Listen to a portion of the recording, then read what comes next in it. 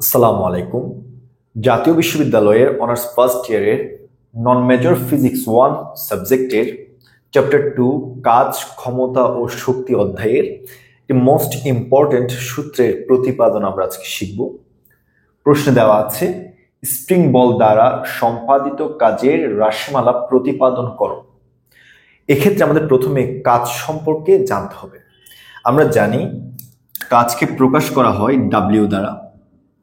কাজ is equal two, যদি কোনো একটি বস্তু অর্থাৎ এম ভরের কোনো একটি বস্তুকে এফ পরিমাণ বল দ্বারা প্রয়োগ করলে যদি বস্তুটির এক্স পরিমাণ সরণ ঘটে, তখন আমরা বলতে পারি বল এবং সরণ এর ভেক্টরের ডট গুণনকে বলা হয় কাজ। যেহেতু বল এবং সরণ দুটি ভেক্টর রাশি, তাদের ডট গুণনের যে রেজাল্ট আসবে তাই হবে কাজ। লিখতে পারি W ইজ ইকুয়াল টু, অর্থাৎ কাজ ইজ ইকুয়াল টু বল ভেক্টর ডট সরণ ভেক্টর। এবার দুটি ভেক্টরের ডট গুণনের ক্ষেত্রে আমাদের জানা আছে এ ভেক্টর ডট বি ভেক্টরের রেজাল্ট হবে A dot B into cos theta, যেখানে থিটা হচ্ছে এ ও বি এর মধ্যবর্তী কোণ। এ ও বি ভেক্টরের মধ্যবর্তী কোণ। তাহলে আমরা লিখতে পারি এফ ভেক্টর এবং এক্স ভেক্টরের ক্ষেত্রে এফ এর মান এক্স এর মান ইন্টু কস থিটা, যেখানে থিটা হচ্ছে এফ বল এবং সরণের মধ্যবর্তী কোণ। যদি প্রয়োগকৃত বল এবং মধ্যবর্তী সরণ অর্থাৎ অতিক্রান্ত সরণ পরস্পর একই দিকে হয়, তখন তাদের মধ্যবর্তী কোণের মান হবে 0 ডিগ্রি। যদি মধ্যবর্তী কোণের মান 0 ডিগ্রি হয়, তখন cos 0 degree is equal two 1। cos 0 degree 1 মান যদি আমরা প্রদত্ত সমীকরণে বসিয়ে দিই, তখন পাবো W is equal two F into x. অতএব আমরা বলতে পারি কাজের সংজ্ঞা হচ্ছে কোনো বস্তুকে একটি নির্দিষ্ট পরিমাণ বল দ্বারা প্রয়োগ করা হলে ওই বস্তুর যে সরণ ঘটবে, উক্ত সরণ এবং প্রয়োগকৃত বলের ভেক্টরের ডট গুণনকে বলা হয় কাজ। জানা আছে দুটি ভেক্টরের যদি ডট গুণন হয়, তাদের রেজাল্ট অংশটি অবশ্যই স্কেলার রাশি হয়। তাই বলতে পারি এখানে কাজ হচ্ছে একটি স্কেলার রাশি।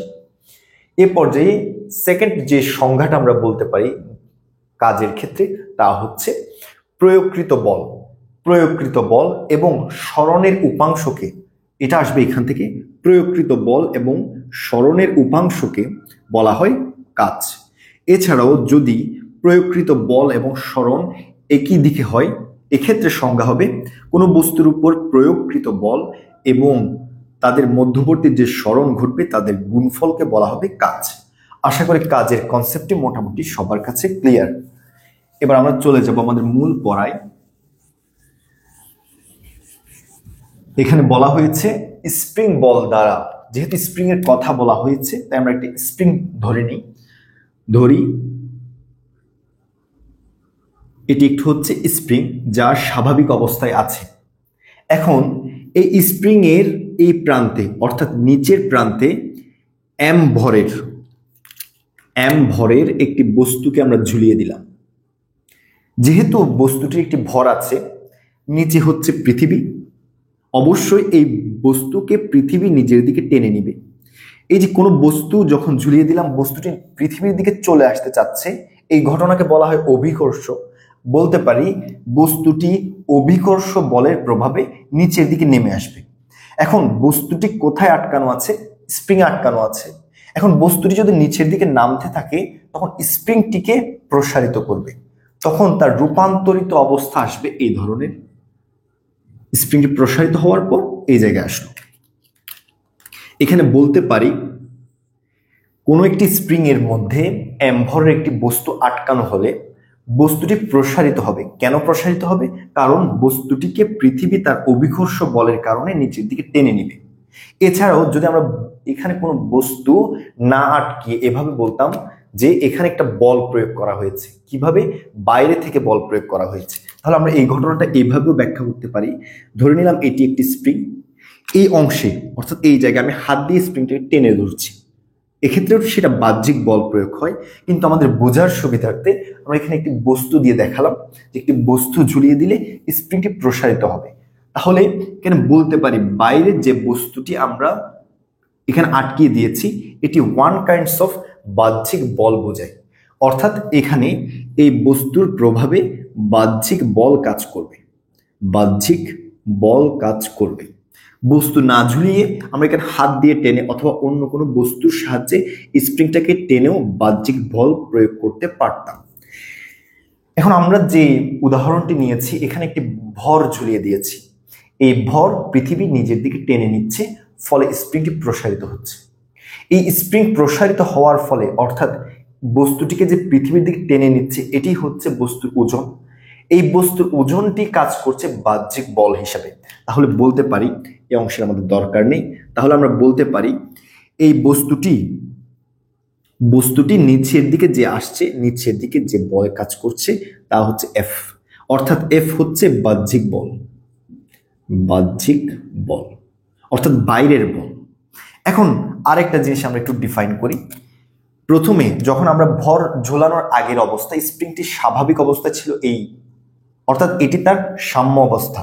সাম্য অবস্থায় তার যেই দূরত্বটা বা যেই তার লেন্থ যে দৈর্ঘ্য ছিল তাকে আমরা ধরে নিলাম এক্স আই। এখন এই এক্স আই হচ্ছে তার স্বাভাবিক অবস্থা, অর্থাৎ এক্স আই দ্বারা আমরা মিন করলাম তার ইনিশিয়াল ডিসপ্লেসমেন্ট বা আদি সরণ। এখন তার আদি সরণের ক্ষেত্রে যখন ভর ঝোলানো ছিল না তখন এই স্প্রিং এর তো কোনো প্রসারণ হয়নি, তাহলে বলতে পারি তার আদি সরণের মান 0। যখন আমরা এই ভরের বস্তুটিকে ঝুলিয়ে দিলাম স্প্রিংটি প্রসারিত হলো, প্রসারিত হওয়ার পর তার ফাইনাল রেজাল্ট অর্থাৎ স্প্রিংটি এতটুকু দূরত্ব অতিক্রম করে এই জায়গায় এসে অবস্থান করে, তাই এটা হচ্ছে তার ফাইনাল মানে তার ফাইনাল অবস্থান, বলতে পারি ফাইনাল ডিসপ্লেসমেন্ট বা ফাইনাল সরণ। এই x f is equal two ধরে নিয়েছি এক্স, তাহলে বলতে পারি স্প্রিংটির সরণ কতটুকু হয়েছে, স্প্রিংটির সরণ হয়েছে এই অংশ, যেখানে স্প্রিংটির সরণ আমরা লিখব এক্স এফ, অর্থাৎ ফাইনাল সরণ থেকে ইনিশিয়াল সরণ বা আদি সরণের বিয়োগফল। X f is equal to x লিখে দিচ্ছি x minus x i is equal to 0, x minus 0 is equal to x. So এখানে আমরা বলতে পারি বস্তুটিকে অর্থাৎ ভরের বস্তুটিকে স্প্রিং এ ঝুলিয়ে দেওয়ার পর বস্তুটির এক্স পরিমাণ সরণ হয়। এ পর্যায়ে মোস্ট ইম্পর্টেন্ট একটি বিষয় ক্লিয়ার করব, ভালো করে অনুধাবন করার চেষ্টা করবে। সায়েন্স জিনিসটা হচ্ছে ইমাজিনেশন পাওয়ারের উপর নির্ভর করে। যত বেশি আমরা ইমাজিন করতে পারবো তত বেশি বিষয়গুলো আমাদের কাছে বাস্তবিক মনে হবে এবং বুঝতে অনেক বেশি সুবিধা হবে। একটু আমরা ইমাজিন করার চেষ্টা করি। যখন স্প্রিংটি ছিল এখানে একটি ভর ঝুলিয়ে দিলাম, ভর ঝোলানোর পর ভরটি নিচের দিকে কাজ করছে, অর্থাৎ অভিকর্ষ বলের প্রভাবে বলি বা বাহ্যিক বলের প্রভাবে বস্তুটি নিচের দিকে নেমে আসতে চাচ্ছে। যখন বস্তুটি নিচের দিকে নামবে স্প্রিং চাইবে বস্তুটিকে উপরের দিকে তুলে ফেলতে, বস্তু নিচের দিকে নামবে স্প্রিং চাইবে বস্তুটিকে উপরের দিকে তুলে ফেলতে, অর্থাৎ বাহ্যিক বল কাজ করবে নিচের দিকে, স্প্রিং এর যে নিজস্ব একটি বল আছে তা কাজ করবে উপরের দিকে। স্প্রিং বস্তুর নামতে চাচ্ছে নিচের দিকে, স্প্রিং কাজ করছে উপরের দিকে, অর্থাৎ স্প্রিং চাইবে বস্তুটিকে টেনে ধরতে। কেন? কারণ স্প্রিং এর তো একটা নিজস্ব ধর্ম আছে, বস্তু নিচের দিকে নামার জন্য অভিকর্ষ বল কাজ করছে আর স্প্রিং উপরের দিকে টানার জন্য তার নিজস্ব স্প্রিং বল কাজ করছে। তাহলে বলতে পারি বস্তুর অভিকর্ষ বলের প্রভাবে বা বাহ্যিক বলের প্রভাবে নিচের দিকে নামে আর স্প্রিং এর নিজস্ব স্প্রিং বলের কারণে উপরের দিকে টানার চেষ্টা করে। তাহলে দেখা যায় বস্তুটি ঝোলানোর পর যে বাহ্যিক বল কাজ করে তার নিচের দিকে আর স্প্রিং বল কাজ করছে উপরের দিকে। স্প্রিং বলকে আমরা ডিফাইন করলাম এফএস দিয়ে। এফএস হচ্ছে স্প্রিং বল, স্প্রিং বল। দেখা যায় বাহ্যিক বল এবং স্প্রিং বল পরস্পর বিপরীতমুখী, কিন্তু আমাদের মনে রাখতে হবে স্প্রিং বল এবং বাহ্যিক বল পরস্পর সমান। তাহলে বলা যায় এফএস এবং এফ পরস্পর সমান কিন্তু বিপরীতমুখী। এবার স্প্রিং বল নিয়ে কিছু কথা আছে। স্প্রিং বল বলতে বোঝায় FS is equal to minus K x, যেখানে কে হচ্ছে স্প্রিং ধ্রুবক এক্স হচ্ছে প্রসারণ এবং সংকোচনের পরিমাণ, প্রসারণ বা সংকোচনের পরিমাণ। প্রসারণের পরিমাণ এক্স দেওয়া আছে, কিন্তু কে অংশটি আমরা ঠিক বুঝতে পারলাম যে স্প্রিং ধ্রুবক বলতে কি বোঝায়। স্প্রিং ধ্রুবক হচ্ছে প্রতিটি স্প্রিং এর নিজস্ব ধর্ম, অর্থাৎ এই কে এর উপর নির্ভর করে প্রতিটি স্প্রিং এর সংকোচন এবং প্রসারণের পরিমাণ নির্ধারণ করে। আমরা দেখতে পাই যদি 10টি ভিন্ন ধরনের স্প্রিং নিয়ে আসি, প্রতিটি ভিন্ন ভিন্ন স্প্রিং এর সংকোচন এবং প্রসারণ সমান হবে না। এই যে ভিন্ন ভিন্ন স্প্রিং এর জন্য সংকোচন এবং প্রসারণের পরিমাণ ভিন্ন, তার মূল কারণ হচ্ছে উক্ত স্প্রিং এর স্প্রিং ধ্রুবকের মান। একটি স্প্রিং, অর্থাৎ ধরে নিলাম এখানে 3 ধরনের 3টি স্প্রিং আছে, এ একটি স্প্রিং, বি ভিন্ন একটি স্প্রিং এবং এছাড়া সি হচ্ছে ভিন্ন স্প্রিং। এখন এই স্প্রিং এর ক্ষেত্রে তার স্প্রিং ধ্রুবকের মান ধরে নিলাম কে এ, বি স্প্রিং এর ক্ষেত্রে স্প্রিং ধ্রুবক কে বি, সি স্প্রিং এর স্প্রিং ধ্রুবক কে সি।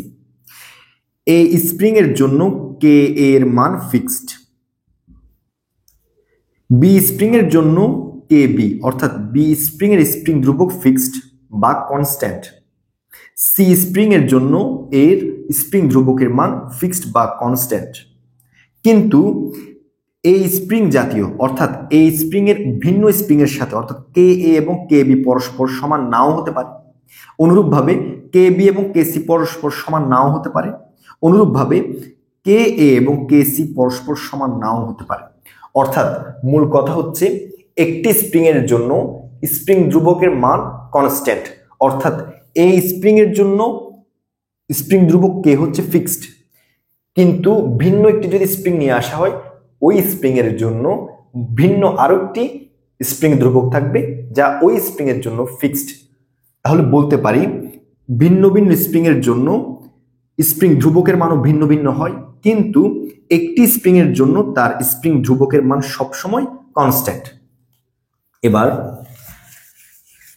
লিখতে পারি এক্ষেত্রে Fs is equal to minus k into x হচ্ছে স্প্রিং বলের মান। মোটামুটি এই রাশিমালা প্রতিপাদনের জন্য যে বর্ণনা আমাদের দরকার সকল বর্ণনা খুব সহজভাবে ব্যাখ্যা করেছি। এখন এই বর্ণনা যা আমি মুখ দিয়ে বলেছি বা আপনাদেরকে যা ব্যাখ্যা করেছি তা আমি সরাসরি এখানে লিখব।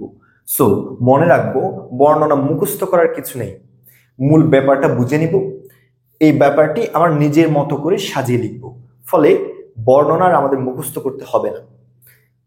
লিখি বর্ণনা প্রমাণের প্রথম অংশে। এখানে একটি স্প্রিং আমরা প্রথমে ধরে নিয়েছি, ধরি স্প্রিংটিতে যে স্প্রিং দেওয়া ছিল স্প্রিংটিতে প্রথমে আমরা কি করেছিলাম, এম ভরের একটি বস্তু ঝুলিয়েছি। এম ভরের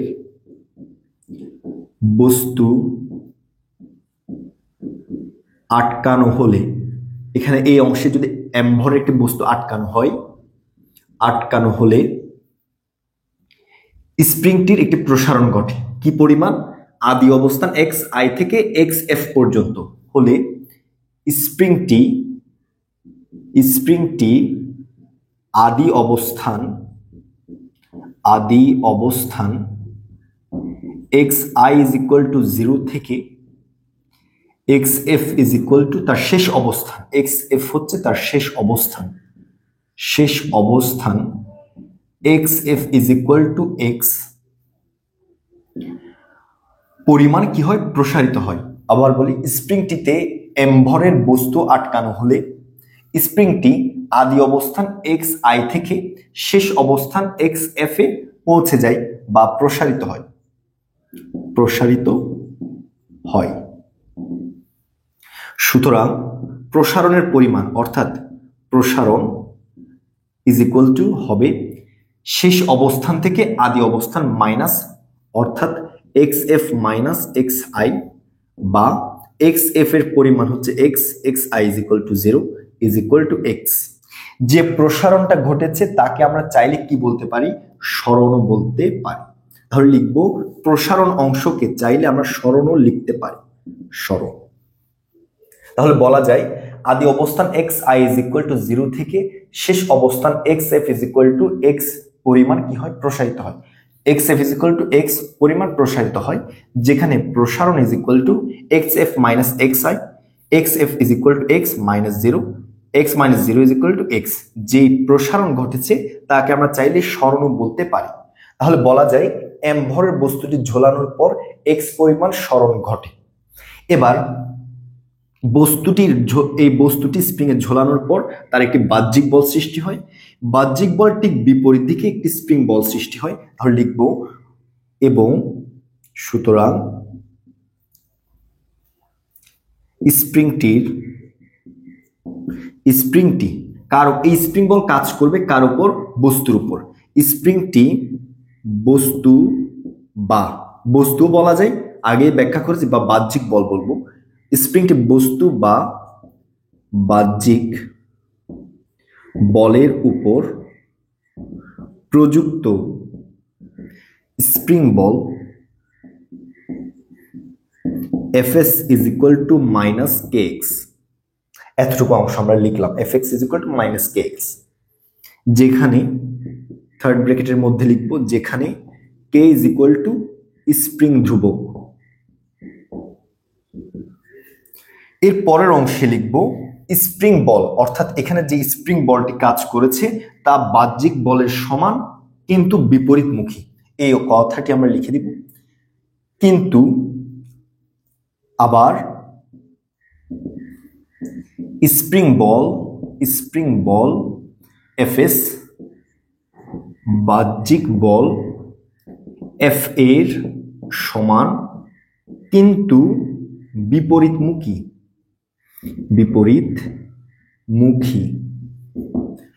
তাহলে লিখতে পারি সুতরাং F ইজ ইকুয়াল টু, অর্থাৎ বাহ্যিক বল F is equal to minus Fs, পরস্পর সমান কিন্তু বিপরীতমুখী। এবার Fs ইজ ইকুয়াল টু, একটু আগে আমরা সূত্র লিখেছি মাইনাস kx, এই অংশের মাইনাস চিহ্নটি দিলাম, Fs এর মান বসাচ্ছি, Fs is equal to minus kx minus k into x, minus minus plus, তাহলে লিখতে পারি kx। সুতরাং F is equal two kx। এই হচ্ছে আমাদের বর্ণনার অংশ। এই বর্ণনা অংশ লেখার পর পাশে থাকবে চিত্র, পাশের চিত্র লিখব, বর্ণনা অংশ থাকবে। এরপরে যাব আমাদের মূল ম্যাথমেটিক্যাল ইকুয়েশন, অর্থাৎ আমরা ম্যাথমেটিক্যালি দেখাবো সম্পাদিত কাজের রাশিমালা প্রতিপাদন। অর্থাৎ এখানে এই স্প্রিং দ্বারা যখন যে ভর ছিল তা ঝোলানোর পর বাহ্যিক বলের কারণে এবং স্প্রিং বলের কারণে কি পরিমাণ কাজ সম্পাদিত হয়েছে বা কি পরিমাণ কাজ এখানে করা হয়েছে তার রাশিমালা নির্ণয় করব। শুরু করছি। এবার আমাদের টার্গেট হচ্ছে দুটি। ফার্স্টলি বাহ্যিক বলের কারণে সম্পাদিত কাজের পরিমাণ নির্ণয়, সেকেন্ডলি স্প্রিং বলের কারণে সম্পাদিত কাজের রাশিমালা নির্ণয়। প্রথমে আমরা বাহ্যিক বলের কারণে কি পরিমাণ কাজ সম্পাদিত হয়েছে তা নির্ণয় করব। বাহ্যিক বলের কারণে বা বলের জন্য সম্পাদিত কাজ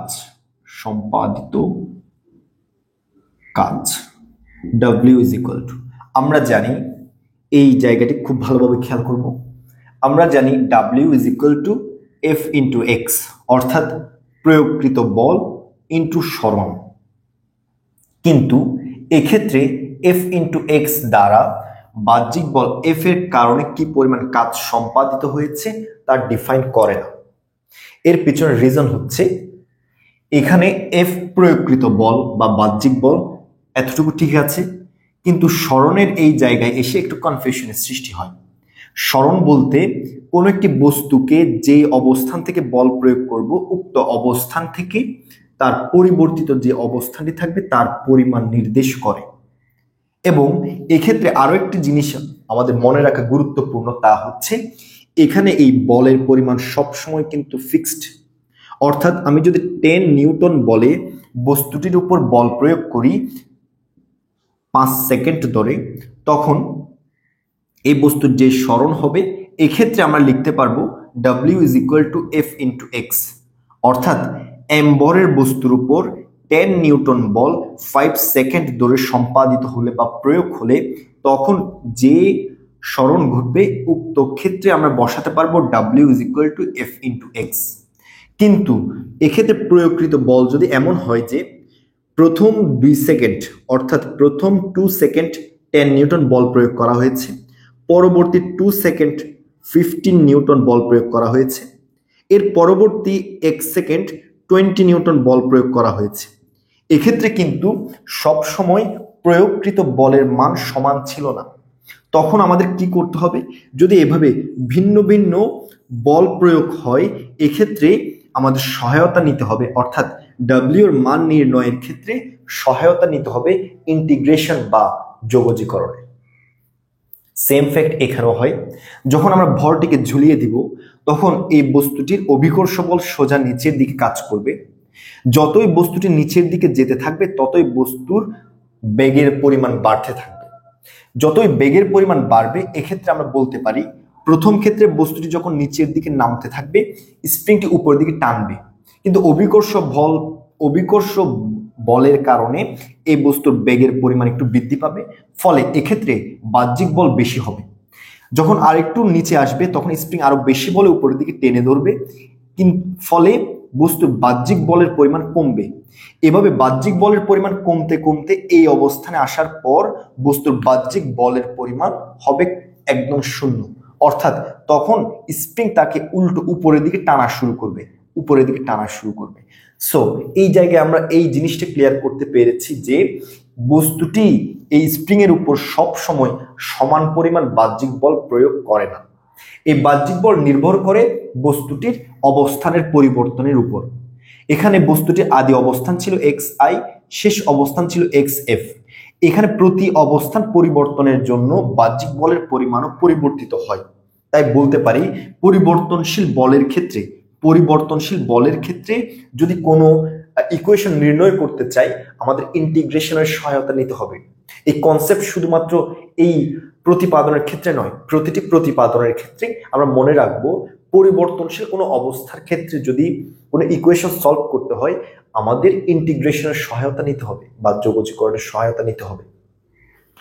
সো এখানে xi থেকে এখানে একটি লিমিট দেওয়া আছে xi থেকে xf পর্যন্ত, যার আপার লিমিট হচ্ছে xf, লোয়ার লিমিট হচ্ছে xi। লিখতে পারি xf হচ্ছে আপার লিমিট, xi হচ্ছে লোয়ার লিমিট, অর্থাৎ সর্বোচ্চ xf = x থেকে সর্বনিম্ন xi = 0 পর্যন্ত এই রেঞ্জের মধ্যে বাহ্যিক বলের মান পরিবর্তিত হয়। সো আমরা লিখব এখানে ইন্টিগ্রেশনের সহায়তা নিলাম যেখানে লিমিট হচ্ছে xi থেকে xf পর্যন্ত। আমরা জানি ইন্টিগ্রেশনের দুইটি জায়গা থাকে, নিচে এবং উপরে। এই উপরের অংশে বসে আপার লিমিট, নিচের অংশে বসবে লোয়ার লিমিট। সো এই অংশের লোয়ার লিমিট হচ্ছে xi, লিখে দিচ্ছি xi, আর আপার লিমিট হচ্ছে xf, উপরে হবে xf।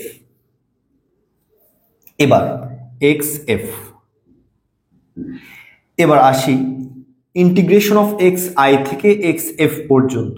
এখন আমরা এখানে পরিবর্তনশীল ধরে নিয়েছি কাকে?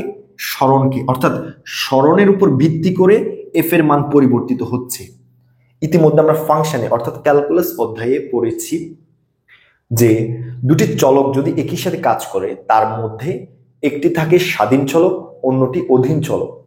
এখানেও ঠিক সেম, f এবং x দুটি চলক, অর্থাৎ উভয় পরিবর্তিত হয়, কিন্তু এখানে f এর পরিবর্তনটা নির্ভর করবে x এর উপর। তাই বলতে পারি x হচ্ছে পরিবর্তনশীল চলক বা স্বাধীন চলক, যার উপর ভিত্তি করে f এর মান পরিবর্তিত হয়। তাহলে বলা যায় x হচ্ছে স্বাধীন চলক এবং f হচ্ছে অধীন চলক। ইন্টিগ্রেশনের ক্ষেত্রে সব সময় স্বাধীন চলকের মান ইন্টিগ্রেশন লিমিট হিসেবে বসবে এবং এই স্বাধীন চলক অপারেটর হিসেবে কাজ করবে। অপারেটর মানে কি? ইন্টিগ্রেশন অফ কোনো একটি মান এর পরবর্তীতে যে dx আকারে থাকে তাকে বলা হয় অপারেটর। তাহলে আমরা লিখতে পারি বাহ্যিক বলের জন্য সম্পাদিত কাজ হবে W is equal two integration of x i থেকে এক্স এফ পর্যন্ত এফ ইন্টু ডিএক্স। এখন এই অংশটা যদি আমরা সলভ করি তখন বাহ্যিক বলের কারণে সম্পাদিত কাজের পরিমাণ আমরা নির্ণয় করতে পারব। সো নেক্সট লাইনে হবে ইন্টিগ্রেশন অফ এক্স এফ থেকে এক্স আই পর্যন্ত। এবার বাহ্যিক বল এফ ইজ ইকুয়াল টু আমরা বর্ণনা অংশে প্রমাণ করেছি F is equal to k into x, এই মান বসিয়ে দিচ্ছি। F is equal to k into x dx. এখানে কে হচ্ছে ধ্রুবক, এক্স হচ্ছে চলক। আমরা জানি ইন্টিগ্রেশনের মধ্যে যদি কোনো ধ্রুবক অংশ গুণ আকারে থাকে তখন উক্ত ধ্রুবক অংশকে আমরা বাইরে নিয়ে আসি। K into integration of x F থেকে এক্স আই থেকে এক্স এফ পর্যন্ত, এখানে থাকবে এক্স ডিএক্স। ইন্টিগ্রেশনের একদম বেসিক একটি সূত্র ছিল integration of x to the power n dx is equal to x to the power n plus one divided by n plus one. এবার এখানে দেওয়া আছে জাস্ট এক্স, তাহলে এন এর জায়গা হবে এক্স, জায়গা হবে one, x to the power one dx is equal to x to the power one plus one divided by one plus one is equal to লিখতে পারি x square divided by two. অতএব integration of x dx এর স্থলে আমরা লিখবো x square divided by two. যদি limit দেওয়া থাকে আমরা শিখেছিলাম lower limit A upper limit যদি বি হয়, ইন্টিগ্রেশনের সূত্র প্রয়োগ করার পর এখানে থার্ড ব্র্যাকেট ইউজ করতে হয় এবং যে আপার লিমিট লোয়ার লিমিট থাকবে তাদেরকে হাতের বাম পাশ থেকে ডান পাশে লিখতে হবে আপার লিমিট লোয়ার লিমিট। অনুরূপভাবে পরবর্তী লাইনেও থাকবে বি এ।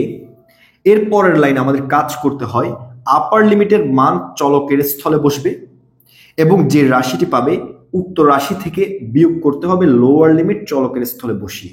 প্রথমে আপার লিমিট আমরা বসিয়ে দেখি, বি যদি এক্স এর জায়গায় বসাই তখন আসবে B square divided by two, এরপর মাইনাস। এবার লোয়ার লিমিট এ এর মান এক্স এর স্থলে বসাই তখন আসবে A square divided by two. এই হচ্ছে প্রদত্ত অংশ থেকে ইন্টিগ্রেশন বের করার টেকনিক। এই বেসিক অংশটি আমরা এখানে কাজে লাগাবো।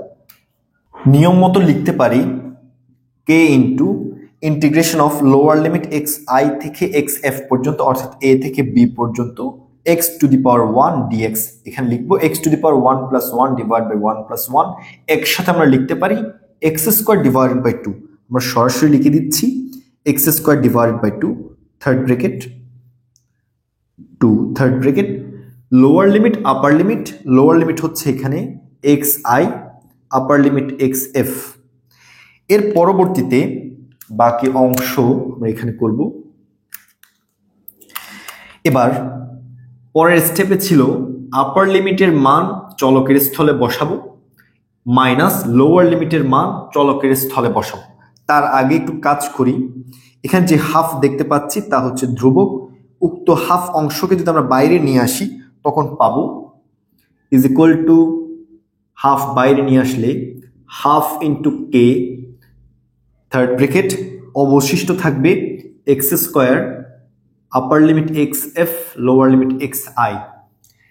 আপার লিমিটের মান এবং লোয়ার লিমিটের মান ইনপুট করি, half of K x f whole square minus lower লিমিটের মান input x i whole square.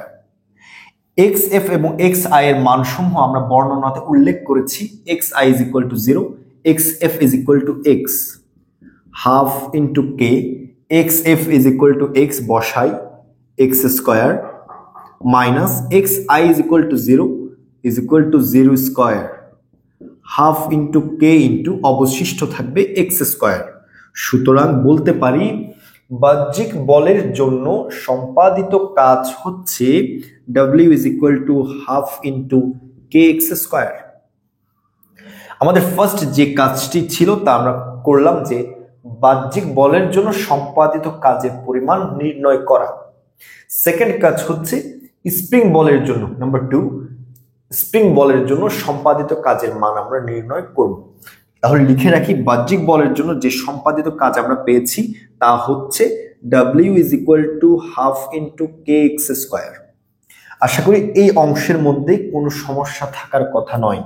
প্রতিটি লাইন কিভাবে হয়েছে তার ব্যাখ্যা সহ উপস্থাপন করার চেষ্টা করেছি। এখন আমরা স্প্রিং বলের জন্য সম্পাদিত কাজের মান কি হবে তা নির্ণয় করব।